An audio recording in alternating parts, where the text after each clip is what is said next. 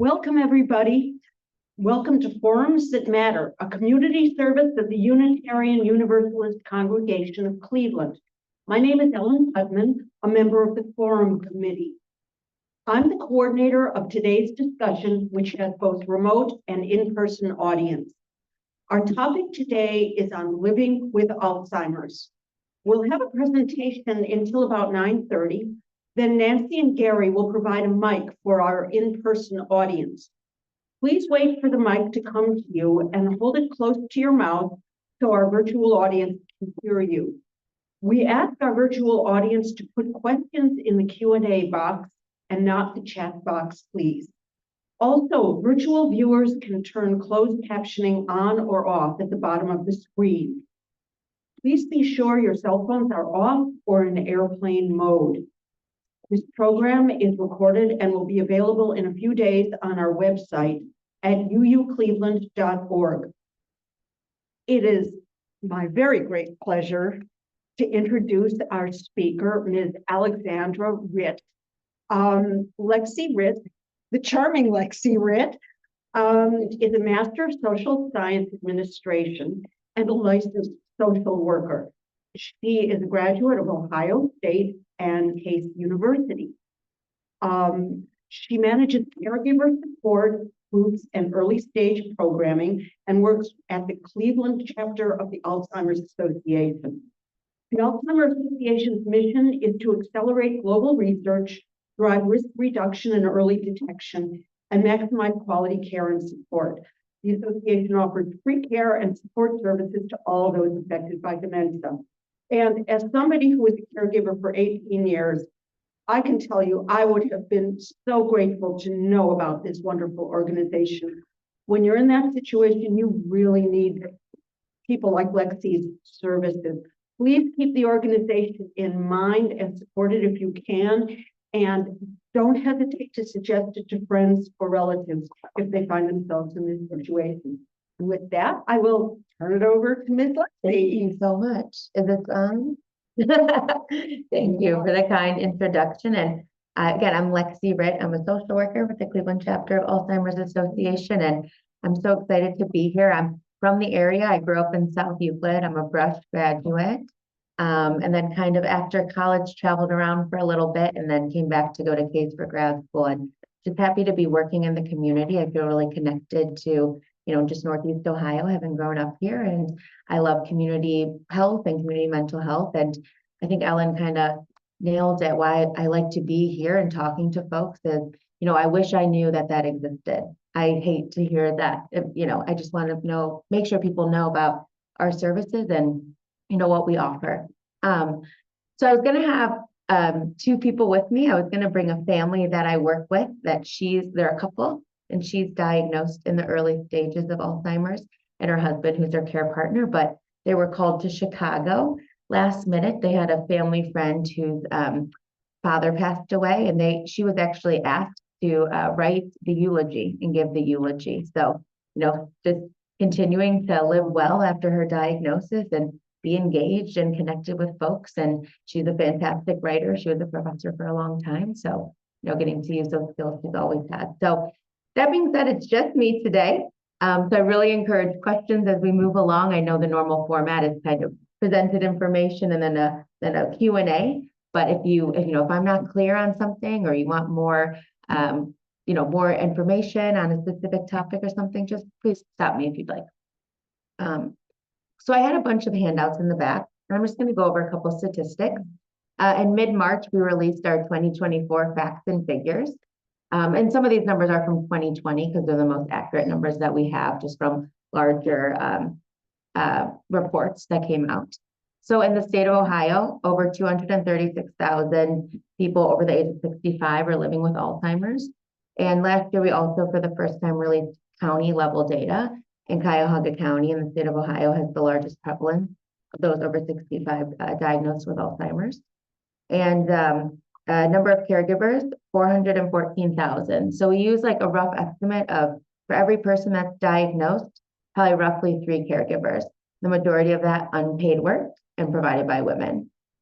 So there's, a lot of need for those who are, recently diagnosed, for those caring for a loved one. So, that's why we're doing this, because we know, as Ellen said, people need that support, and we hope that we can link folks to resources, that they can benefit from. I also brought this one sheet, this one pager. It's titled "What We Do and How We Help." Just a brief overshot of the care and support services that we do offer.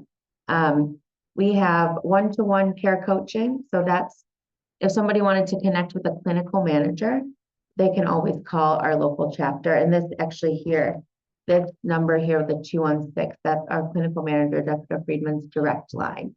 So we have our 24/7 helpline, but also at the local level, you can connect with somebody as well. And it's her on the voicemail. She's the only one that answers that number. So you can connect with her directly. And this is really for any stage of disease, of diagnosis. So if you're concerned about your memory, concerned about a loved one's memory, all the way till you're maybe caring for somebody, until the later stage. So if you just had questions, concerns, does this resource exist? I'm seeing this behavior. Is that, how can I respond to it? Really anything that you need support around. This is a great service. Again, all our services I'm going to talk about are free, free in the community. So if you need anything, this is a great one. So we have like care coaching. We also have support groups. We have caregiver support groups that meet once monthly, and they're always the same cadence. So I have the schedules back there as well. So this group is just top of mind for some reason, the Parma support group. They always meet the first Tuesday of the month, 7 p.m. at the library. So you can plan. So when the group's going to meet in October, when the group's going to meet in February of 2025. So we keep that schedule consistent for you. Again, a free service, drop in. I would tell folks, try it one time. You don't have to go back. You're not signing up, for like a 6-week course or anything. So it's just, and again, if you have questions, you can always reach out to myself or our other clinical manager, Jessica Friedman. If you have, what is this support group like? How many people are attending? We're dialed into that. And then we also have community education. And this is where we really reach the most people. We have several programs that we're running consistently. We call them our introduction programs. So that's healthy living for your brain and body, 10 warning signs, understanding Alzheimer's and dementia. So we run those, at the senior center, the libraries, churches. So if you ever wanted to host education, I'm happy to have that discussion. There's topics you want to dive a little bit further into. And then we have some that are specifically for the caregiving community, effective communication strategies, understanding and responding to dementia behavior, money matters, so going over legal and financial considerations. So we have those programs, which again, if you're curious, let me take a sip, sip of my Gatorade. I don't public speak a lot. I'm getting a little bit nervous to be transparent. Normally I'm working one-on-one or facilitating a smaller group. So we have those education programs, again, some for the general population, some really targeted for caregivers. So if you're curious what's happening in your community, if you wanted to attend something, let us know. I'll let you know what we have scheduled. If you want to schedule something, either at your, place of employment, here at the church, a different Rotary that you're a part of, anything, we'll go wherever people are requesting us to go. And we're volunteer run. So a volunteer will come out and, deliver that program. So that's kind of our 3 pillars of care and support services.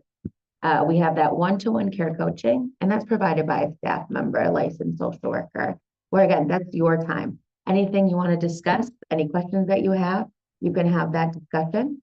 Caregiver support groups, and then community education. And when you said living well with Alzheimer's, we're really trying to get back in with our early stage community. I think post-pandemic, we were kind of not sure what it was going to look like. So we do run a program. It's 3 weeks long. It's called Living with Alzheimer's, and it's about how to continue to live well after your diagnosis.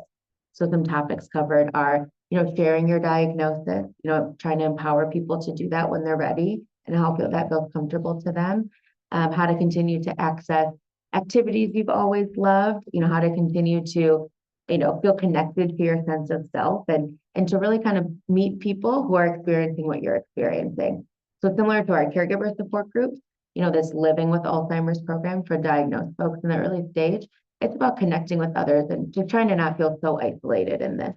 Because there are other people who are going through what you're going through, and meeting them can feel really validating. It can feel just really supportive and like, okay, I'm not alone in this, I'm not isolated. Any questions so far? I feel like I'm just like talking, giving a lot of info. Yes. Yeah.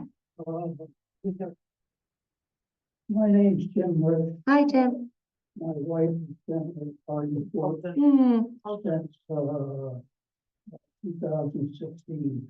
And I would have liked to be able to recognize the early signs of dementia. One of my sons, who had another in-law who had dementia, he was one of the first ones to start giving me clues.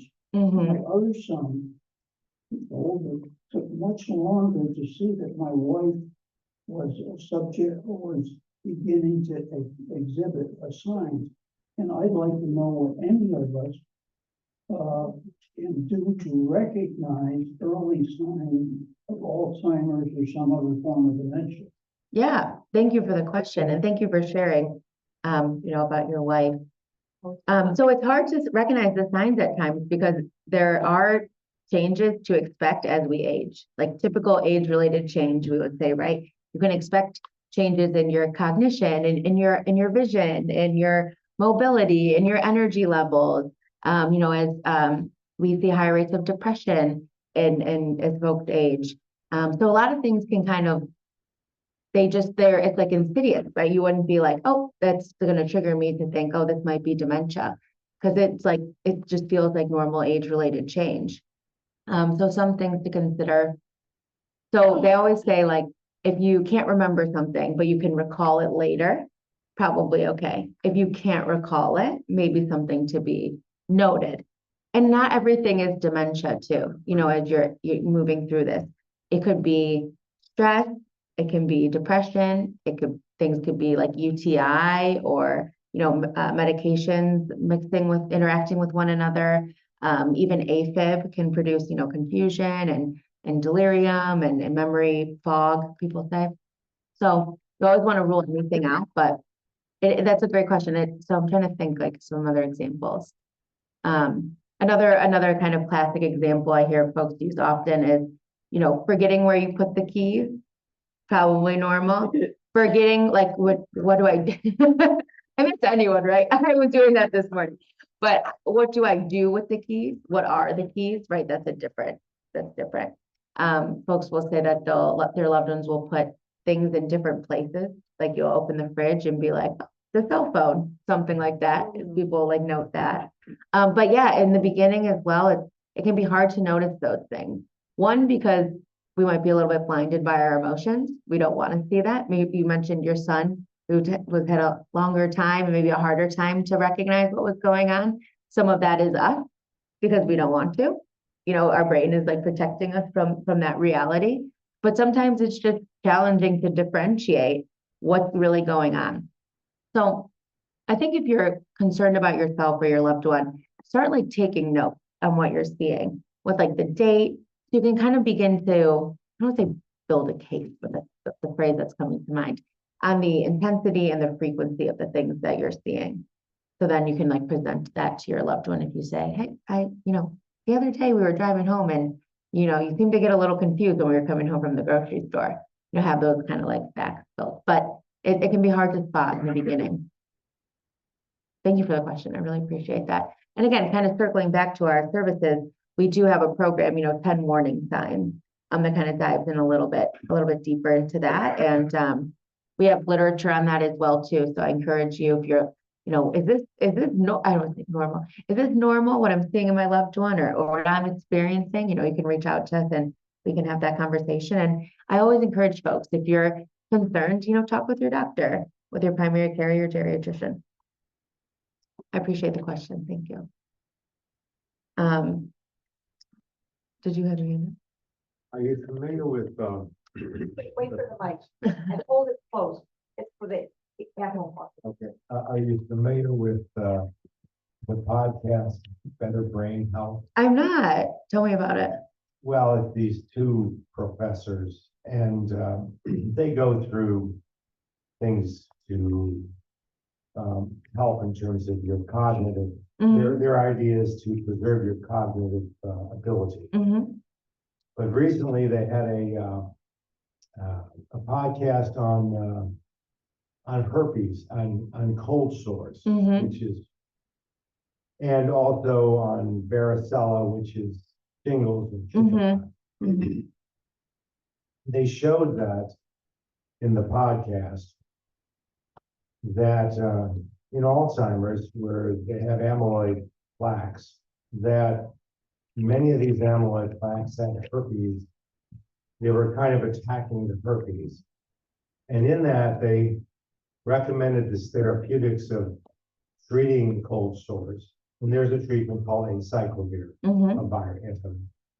And that they actually saw that those people treated with the antivirals did better in terms of their cognition. But anyways, it's a great podcast. I'll have to check it It's out. called Better Brain Health. Okay. I think it's Turkle and another guy. One's Australian and one's American. And they're quite funny, but also for 20 minutes every 2 weeks they put these. So I just throw that out. No, yeah, there's lots of exciting things happening in research, and by no means am I a researcher, like, you know, a clinician or anything, but I hear people say, people are doing the research, like they feel like there's hope for the first time, you know, with this new class of drugs coming out. You know, we before have only been able to manage the symptoms of dementia with medicine, but in this new class of drugs, you know, they brand them as that they're able to, you know, change the progression and slow the progression. But, you know, there's lots of different schools of thought on amyloid and anti-amyloid theory on, of course, these plaques are present, but is it the cause of the Alzheimer's, or are they just a symptom of it, as, you know, is that the neurological change you see with the disease? Yeah, thank you for, I'll have to check it out. I'm curious, do they talk about, I have to put you on the spot, do they talk about other like non-drug interventions as well, things you can do? Yes. Other suggestions? Yeah. Yeah, there's a lot about exercise, about diet. There's a lot about stress reduction. And there's a lot about the new drugs too that are the antibodies that they have created to attach to the amyloid. So there's a lot of that stuff.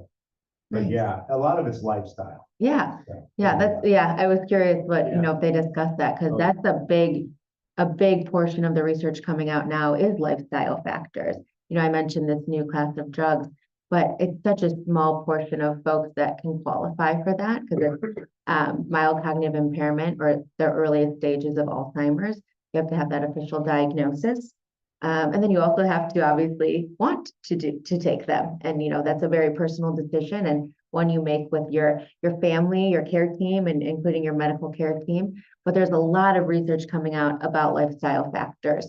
There was a really big study where they said that they concluded that they felt 40% of cases of dementia could be delayed onset, like you could delay the onset of symptoms through lifestyle factors. And exercise is a really big one. And again, you need to do what's safe for you. So what's accessible to you. I don't think anybody needs to like, oh, I'm going to have to start training for a marathon or triathlon, right? It's what's accessible to you, but being consistent about being active physically, staying engaged, staying connected. And again, I always like when I have these conversations with folks, I always want to say, you know, I think I don't mean to put the introverts on the spot. You know, some people I'll talk with them, they're like, I don't want to go to the senior center and do that programming with people I don't know. I just don't like that. So it really is about just, you know, reflecting with yourself. Like, do I feel connected? Do I feel like I'm engaging, or do I feel isolated? And do I need to, you know, look for other ways to find community? But yeah, just staying engaged, challenging your brain, you know, whether that's puzzles, whether that's taking a course, staying physically active, even like volunteering, being part of religious community, you know, there's lots of research behind that. So the things you can do, definitely like the lifestyle factors are really helpful. in delaying onset of symptoms, and also maintaining where you are if you are having symptoms, if you are diagnosed. Yes. Where's the mic? I really appreciate the questions. I don't think anybody wanted to just hear me talk for an hour, so. Thank you. Has, are we on? It's not. Has there ever been? I look like you're about to like sing.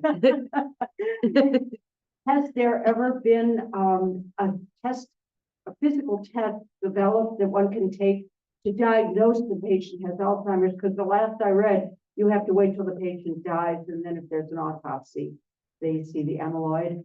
You can confidently, physicians say they can confidently diagnose Alzheimer's now through different imaging, different MRI, lumbar punctures, different advanced testing. So that would be required if you wanted to qualify for specific drugs. Thank you for the question.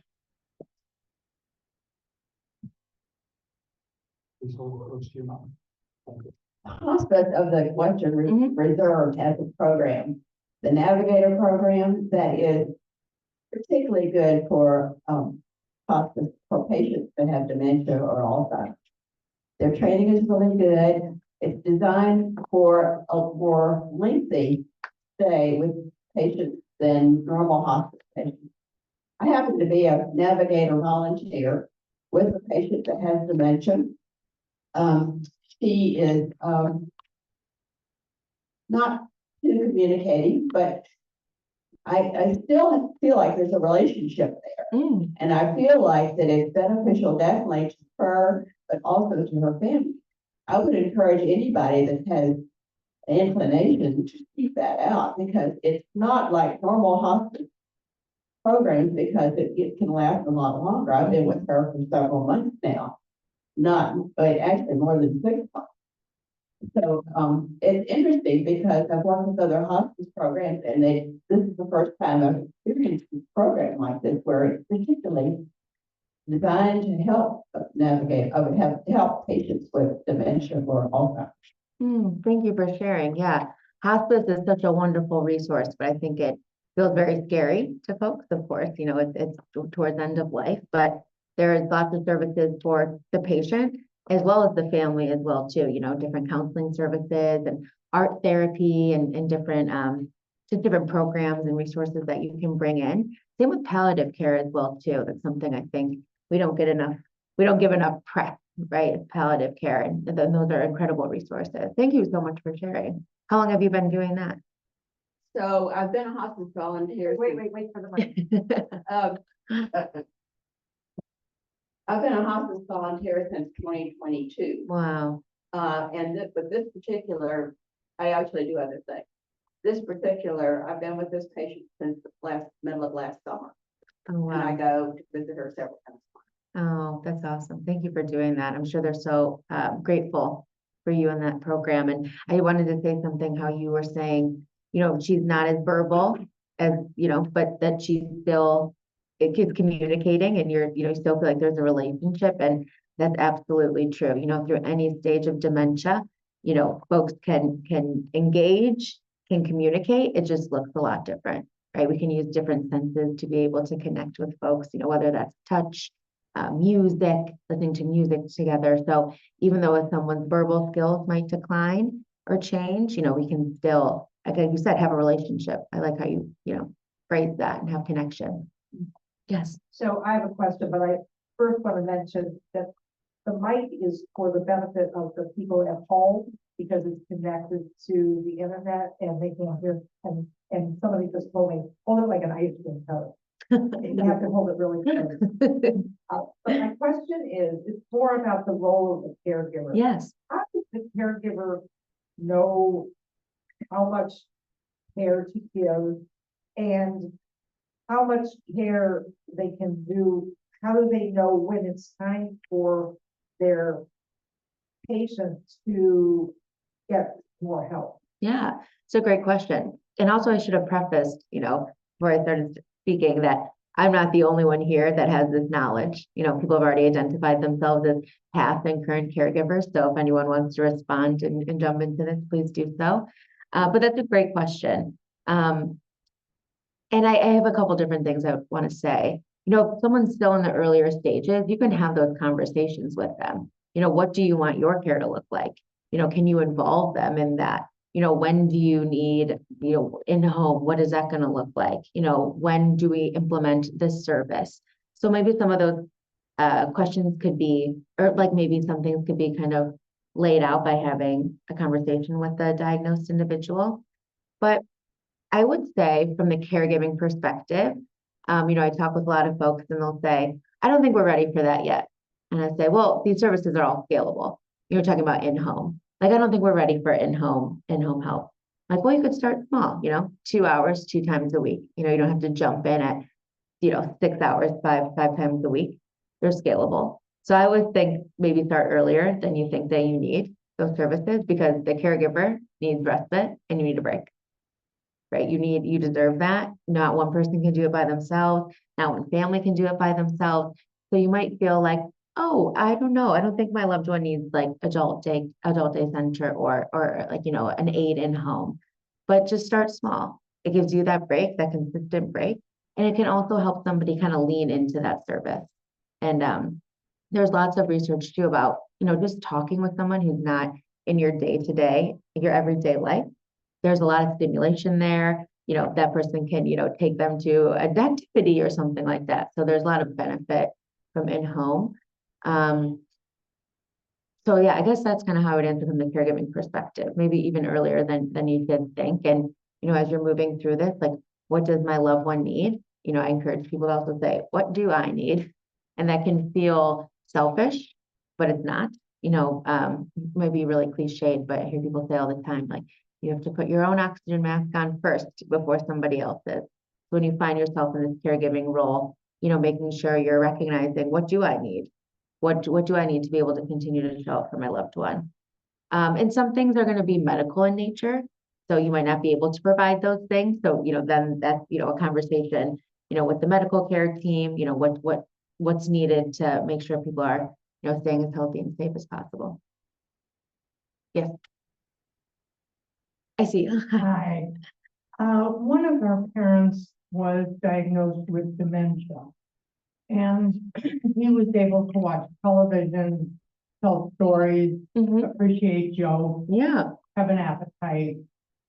The other parent was diagnosed with an MRI with Alzheimer's, and her course was very different. She was not able to stay present. She could not remember her history.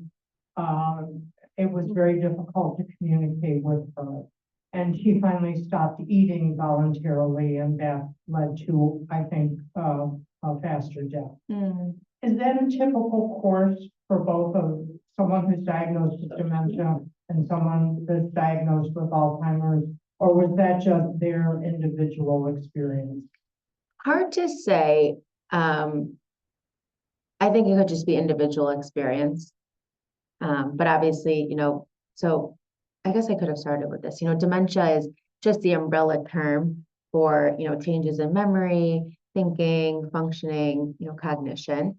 But Alzheimer's disease is a form of dementia. Same with vascular dementia, even like traumatic brain injury, dementia with Lewy bodies. So I guess it just depends. There are differences in those diagnoses, but my initial reaction would think it was just individual. And even whether you have Alzheimer's or vascular dementia, whatever your diagnosis is, there's also other health issues that could be, present that's affecting that your dementia and how fast you're moving through. So I think I would say individual. Thank you for sharing about your experience. And I think, folks will say, oh, this is the second time I've been around this, and you think you have maybe an idea, but then it presents so differently. So that can be really challenging. I'm sure it was. Then a question about anger. Yeah. My brother-in-law, and I know other dementia patients with anger, but his sister, who's the caretaker for, has extreme anger. And we talk a lot about communication. And, he's the person who thinks that rational communication might work.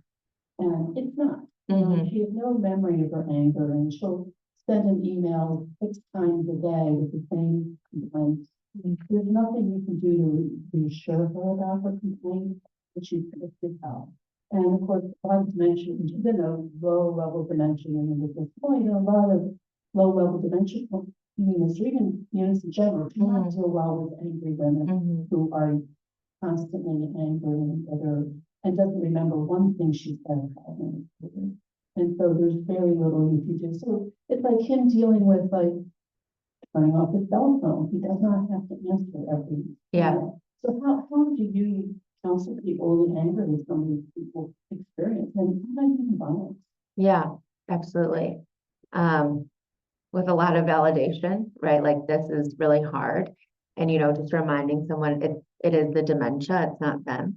Obviously, that doesn't minimize how it feels to receive those, angry responses or threats of violence or, aggression. But it is the dementia, it's not their loved one. So kind of reminding them of that and talking a lot about boundaries. Like you said, you don't have to answer your phone. You can turn it off. You're allowed to do that. Just trying to give people the permission to do that because it's hard to recognize that you don't have to respond to every email. You don't have to answer every call. So a lot about boundaries. And also I think certain symptoms, including these they've mentioned, I would encourage folks to work with their medical care team because maybe there's like drug interventions that you could try, to make somebody feel more comfortable. Maybe even an anti-anxiety, because, maybe that's what's underlying. But yeah, also you brought up a point about trying to communicate, to use your words rationally. And at some point, of course, in the diagnosis, logic is not really going to land for folks. So, we encourage people to just say, as hard as it is and as frustrating as it can be when you're maybe getting yelled at and you didn't do anything wrong, but, using a lot of I statements and just saying, I know, I hear you, I get it, I'm sorry, even if you didn't do anything wrong, because trying to respond is, if it's not productive, you have to try something else, right? And then really reminding folks to check in with themselves. So maybe after you've had a really challenging conversation or visit, what do I need now on my way home? What is going to make me return to my baseline and how do I care for myself? There was a follow-up on that. Yeah. That, you talk about anti-anxiety medications. What are the patients themselves, the person does not want to take meds, and it's like, because, they're not, how do you know this role where you can say, you have to take a med whether you want it or not, but you have a choice in taking it, and yet your behavior is so bad that people do not want to keep you in your institution, for one thing. Yeah, that's a hard question. I think it definitely depends where someone is in their diagnosis. I to use the legal term, deemed competent or deemed incompetent will definitely come into play. If you're, enacting a POA or a guardian's role, that will play a big role in what medication somebody is getting. And for the facility as well too. They might have their own guidelines on what is mandated and what's not. But that's challenging. That's challenging. Do you help people navigate that? Yeah, they can have a conversation one-on-one with myself or Jessica Friedman, but I think there's other resources as well too around different things. I think particularly in long-term care, different advocates and things like that. Yeah. There's other things too. Maybe some people don't want to take oral pills. Maybe there's a hesitation to specific meds. And, there's patches or just different things to try too. So another thing, this just kind of made me think of it.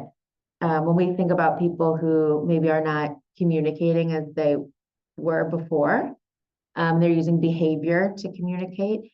There's really good research about using an investigative mindset. So what is the reason someone is behaving in this way? The answer isn't just dementia. It is, right? It's because they have dementia and they're exhibiting a dementia behavior. But what can be underneath it? Is somebody, when we think about wandering, a lot of cases of wandering are because somebody has a physical need that is not being met. They're understimulated, they're overstimulated, they're hungry, they're thirsty. So some of these behaviors, and again, I'm not trying to say in this case, necessarily, but if somebody is angry or they're acting aggressive, like maybe there's something underneath it. Like what's the underlying reason for exhibiting that behavior? Sometimes it can be helpful to think through those things. We have a request for information from one of our attendees, and that there's several different things, so I'll just kind of take them one at a time. Yeah. Not to overwhelm. No. Okay, so first of all, early on, she showed a piece of paper. Can we get it mailed to Yeah. us? Absolutely. Yeah. Okay. Whatever's easiest. I can mail them to folks or I can send them digitally, whatever makes the most sense. Yeah, and then here's a couple more things. At what phone number can you be reached? What is your email address and possibly the email address of the agency?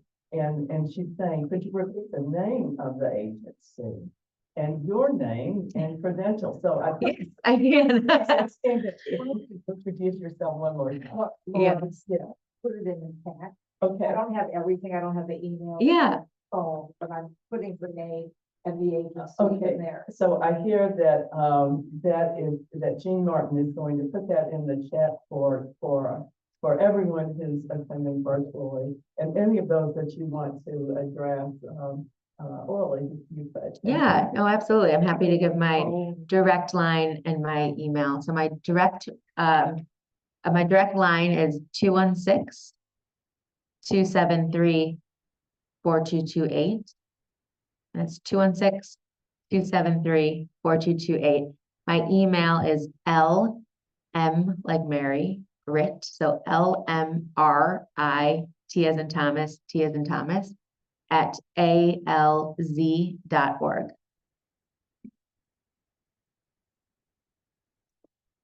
Yes. At the end stage, when it's being moved someone into a facility, experience says things can be very expensive. You'll do anything with financial counseling and helping people find places where they can go, where they can afford to place the person that they're dealing with. Yeah, we have a couple different resources. One, we have an education program called Money Matters, so it's about legal and financial considerations. We also can refer folks to different like kind of care navigators, so they can like compare different communities to the other one. We can also link someone to an elder law attorney. I would think that's a good place to start when you're determining finances and what you might qualify for. So not like myself, but we have, connections to resources that might be beneficial. Yes. Another question from Susan. And she acknowledges a book titled The End of Alzheimer's by Dale Bredenson that was helpful years ago. She's wondering what current books are available that give you comprehensive information on Alzheimer's. It's a great question. There's so many out there.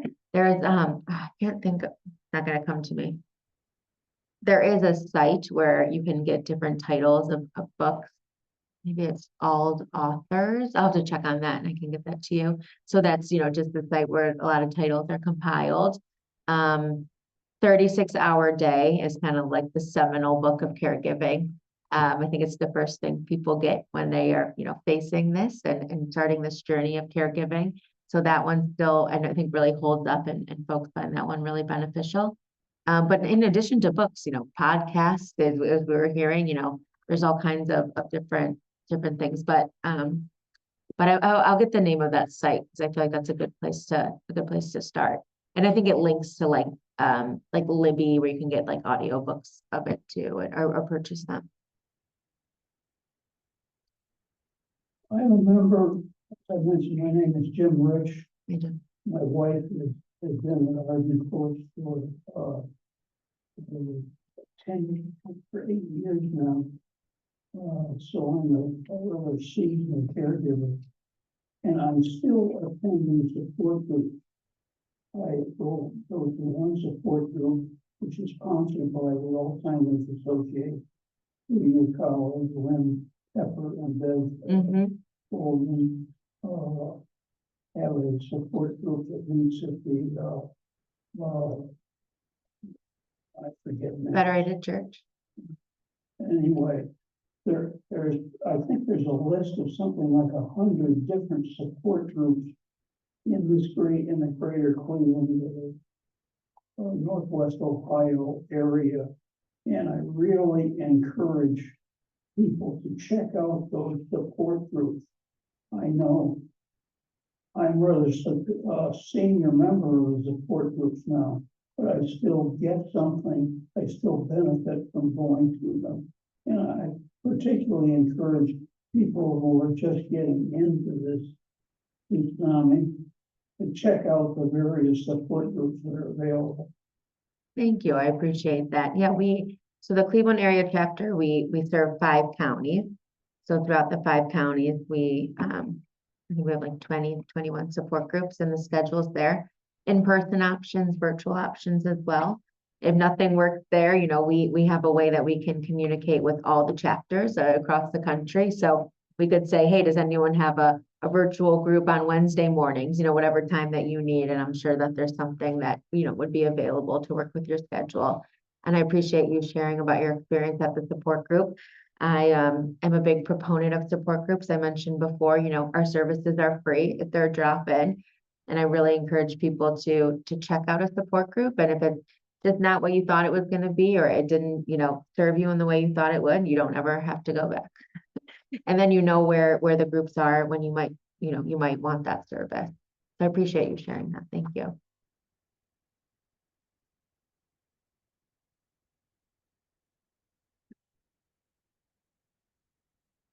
So a book recommended. Yes, please. Yeah. Dr. Peter Whitehouse, who is a local neurologist, wrote The Myth of Alzheimer's. Mm. And if you look at the Plain Dealer this morning on the front page, is an article caught my attention about pollution and Alzheimer's, which he's quoted in. So he's a local resource. He's like really well versed, worth reading his book. Thank you for that. We had, you know, books donated. So again, you know, Alzheimer's Association did not purchase them to give out, but another book that people really enjoyed, it was The Stranger in the Mirror. Folks really enjoyed that, had lots of tips on how to approach different behaviors, and they really come from the investigative mindset, right? Trying to peel back the layers of, you know, how somebody's behaving and what could be that reason. And I just mentioned it because again, we had some donated and we gave them out at support groups, and folks had a warm response to them. So I think that was The Stranger in the Mirror. And what was the one that The Myth of Alzheimer's? The Myth. Yeah. And you said learning locally, I'll have to check it out. Yep. Thank you. Yes.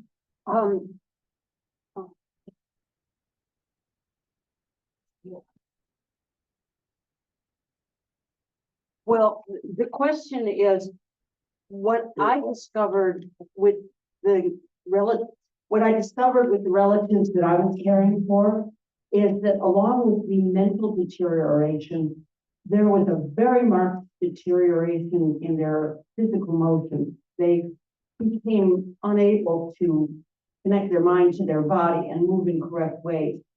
And for instance, I found that my mom had inordinate difficulty getting into a car because the car doors don't open 90 degrees. Are there ways now to physical appurtenances that you can use to help people navigate? And is there government financial support of any kind to make your house more physically accessible to somebody who just can't move around without either a walker or a wheelchair or what have you? Yeah. Medicare Part B should cover durable medical equipment. So that might be like a hospital bed, something to help with mobility. That could include grab bars, things to put on the floor so they're not as slip resistant. So Medicare Part B should cover the durable medical equipment. Does it cover widening door frames in your house? I don't think that's going to be covered, unfortunately. No, it doesn't do like like refitting a bathroom or anything like that. Yeah, unfortunately, no. But like ramps, maybe I think could be included in that. But I don't think widening the door frames. And I could be wrong. It could. Maybe it's expanded. Hopefully it's expanded. But I don't think historically it has covered that. Yeah, but there might also be like local resources as well too. So again, always, maybe worth a call to us and we can kind of do some research on your behalf. We maintain in conjunction with AARP an online platform called the Community Resource Finder. It's just communityresourcefinder.org. And you can filter for different resources by your zip code. So whether that's like a medical professional, transportation resources, I'm not sure what might come up with that, but it is a good place to start as well too. And again, if you don't feel comfortable to navigate that or it's giving you any issues, you can always call us. We can, it just generates a list of places to call and we're happy to do that on your behalf. Yes. Such a happy thing to see our virtual audience so engaged today. Yes, thank you. So this is another question. So our attendee says typical counseling techniques work poorly with people who cannot remember either later or even during the session itself. Are there therapists who specialize in dementia counseling? I only know of one who lists on his Psychology Today profile that dementia and Alzheimer's. But I think the first part of the statement is accurate. I think there's a benefit to individual counseling when someone is in the earliest stages, but then at some point it's just not going to be beneficial. And I think other things will have more of an impact, like maybe art therapy or music therapy or, just something for outlet, create maybe a creative outlet for expression, connecting to self in terms of, individual talk therapy. But like I said, I only know of one gentleman who has that listed on his profile, but I think if you're looking for kind of either a caregiver or someone who's diagnosed, you can look for things like anxiety, maybe just medical social work in general, life transitions, aging, for a caregiver, things like grief as well too might be beneficial. So it might not be a specific specialty, but I think some of those skills people list could be applicable. And if anyone is looking for a counselor, it's always good to start with your primary care. Maybe they have a reference or a support group is a good place to bring some of those things too, if just about different resources, or we can, help locate one as well too. It's a great question. Yes. Well, Wait for the mic. sorry. What I found again with my mother is I would make up little games with her. Yeah. I would give her a pile of gloves with real floppy fingers and say, Mama, I think there's something wrong with these gloves. Please count the fingers and set aside the gloves that don't have 5 fingers. And she'd end up with a huge pile of gloves that she claimed had 6 and 4 fingers. Oh, yeah. Sounds and like she was really engaged with that and present and I can, from my own experience, the hardest part of taking care of her, which I did for 11 years, was not the physical part. It was the keeping her engaged. And that was what drained me so much. Luckily, I had my husband and my sister helping me to create it. I would give her piles of socks with real wild patterns on them and say, would you please match these up? And she'd do her best. That's like a nice tactile thing too. There's something probably about the touch Yeah, and feel. and I thought of this that. because we had a question about therapy, and honestly, she was so bored most of the time, and as time went on, so depressed. And there was nothing for her to do. She couldn't understand TV. She couldn't comprehend radio. Her vision turned double because the brain would no longer match the 2 eyes. So the trick was just finding little games that would keep her occupied. Does your organization have suggestions for just time eater uppers so that you don't feel like all the time you're involved interacting with this patient? That's what's so draining. Yeah. We have, we call them topic sheets. We have dozens and dozens of them. And one of them is, I think it's like 50 activities at home. So we have different lists of things you can try. And I think you were really onto something. I think, one is like, just folding towels, kind of help somebody feel like they're, helping you when you're doing the laundry. And again, it's something about the touch and something. And again, it's not about, is it done right? Just that they're doing something and occupied and engaged. So I like the one about the socks. Some people do bubble wrap, which I know that, can be, but after a while, maybe the sound can get to you. But again, it's something about the feel of it, the sound. And then also, again, encourage folks, if you're having trouble kind of, how are we going to fill the day, considering something like an adult day center where the activities are planned, or like maybe a memory cafe. There's a couple of memory cafes popping up on the east side at the Cleveland Heights Library, the South Euclid Library. So they meet one time a month, and there's, trained staff there, and same with an adult day center. That's a little bit more involved than a memory cafe, but trained staff, and it's their job to plan the activity and keep somebody engaged and not yours. And you get a break from feeling like you have to shoulder that and be responsible for, the agenda for the day. So looking into having other people or like an in-home aide doing that as well. And, then they can try and plan something, or even just engaging, by talking with somebody too, if they're still communicating verbally. I like the suggestions that you had. I'm going to keep those ones, matching the top. Like that. I would also have her chop celery. I Mm. never used it because her hands were always filthy. Yes. Yes. And I think the thing too, as we move through this, right, there's a lot of grief and a lot of loss. We talk about anticipatory grief, living grief, because your loved one is still alive, but you're watching who they were change. So sometimes, like you were saying, your mom, to keep using her as an example, she was chopping the celery, or she was like matching the socks, and you might think that makes me feel sad that's where they're at, but the goal is to just keep them engaged, content, and that we have to navigate our own emotions on it, because there's lots of loss of like, what do I think we would be doing at this stage in life? How did I think we'd be able to spend this time together? And it looks very, very different, but sounds like you found some good things to do. Yeah, you need more. I could have used a list of. Yeah, we do have some lists, so reach out, I can send them to you. So this is a question of a comment. My mother lived to be 98, Mhm. and at the point that she died, she had deteriorated terribly physically. And then eventually she had dementia. She had a longtime partner named Sam, who she lived with for quite a while until she was in the nursing home. And one day, towards the end of her life, she was lying in her bed and facing the wall and talking. And I said, "Mom, who are you talking to?" She said, "Why, Sam, of course." And I thought it was great. It was a great aspect of dementia that it made her happy. Mhm. She really couldn't do anything because physically she was so bad, and she was being taken care of in the nursing home for her basic needs. But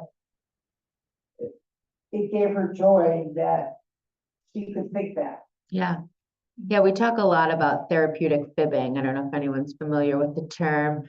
It's just kind of like a clinical name we've given for like a white lie. And it really is about just entering into that person's reality. Like you say, like you got to just get on their bus, because you're not going to rationalize like, no, that's not. And you said, you checked in with her. She's content. She's safe. She feels like she's at base. So, what's the harm a little bit? Yeah. Thank you for sharing that.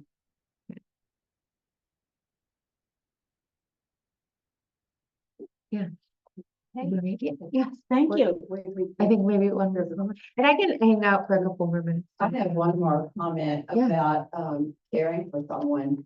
I think that, respite care Mhm. is so good for the caregiver. Oh, And necessary. that's what kind of keeps me going, because I know that I'm providing a little bit of respite care for somebody that has to take care of this patient all the time. Yeah, it's huge. It's so needed. And anybody can do that.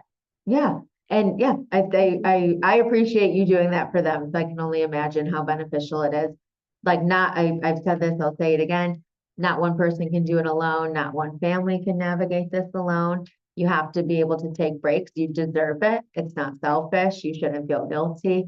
Like you need to be able to recharge and do something, for yourself. And with respite, when I talk with folks, I think you hear a lot like, oh, I don't want to be a burden, I don't want to ask, or they'll say, well, I know people who have said, well, call me if you need anything, but they maybe don't take them up on it because it's such a general offer. So we talk a lot about, consistent help. So even if it's just a shorter amount of time, but it's consistent, that can be beneficial because when it is, right? So maybe it's Monday night and you're like, oh, you're you're at a 10, but that, Wednesday morning, you get 10 to 12, somebody's coming in. It can kind of keep you going. You're looking forward to it. And you can also plan, like, if you have an appointment or like, you want to do a class or something, you can do that because you have that consistent support. And I always say, like, don't leave help on the table. Let people say no and let other people surprise you too. So I know it can be challenging to ask for help, to let people in that way, but respite is absolutely necessary. Yeah, you're spot on. And thank you for providing. And we actually at the association, we do have a respite funded program. So if anyone, the parameters are a little stringent. But if anyone is in need of respite, we can always have that conversation if they would qualify. We're also on a wait list, but spots do open up. And even if they, our program isn't the right fit at this time, we can have that discussion with somebody on where else can you find respite, and just talking to people that you do need it. Because a lot of the conversation is you do need to have this, you do deserve it. Because, people, I think, particularly if they're caring for a spouse, are like, I can do this. And, my spouse doesn't want anybody else to come in the house, but, there can be a lot of guilt around it. So thank you for raising that up. I really appreciate it. Thank you so much. Yeah, thank you for having me. And thank you also to our audience here and at home for bringing your wisdom and collective experience to such an important issue. We appreciate it. Our next forum will also be our last of the season. It will be on May 5th. It's titled Learning to Hate Democracy, the Rise of Right-Wing Organizations. It will feature Matthew Lacombe, a political science professor from Case. If you'd like to receive our weekly reminders of forums, please fill out the form on the clipboard at the back table. Also, if you have ideas for future forums, please email us at forums@uucleveland.org. You're welcome to attend our 10:15 a.m. Sunday service, either upstairs in the sanctuary or on our YouTube page. The theme today, led by Reverend Brandy Partain, is Whose Are We? Today's music performance will be the Erie Waters Flute Ensemble and UUCC pianist Karen Tooley. The collection plate during the service today will benefit the Alzheimer's Association Cleveland chapter. If you are not here in person, you can donate via our Cash App, which has the handle $UUCC 44122. To see what else is happening in our congregation, check out our website at uucleveland.org. Thanks again for joining us, and please have a great week. Thank you so much. I really appreciate it. And then if you don't mind, if you feel comfortable, all our services are free. So I did have just a sign-in sheet back there if you're comfortable to do your first and last name and zip code.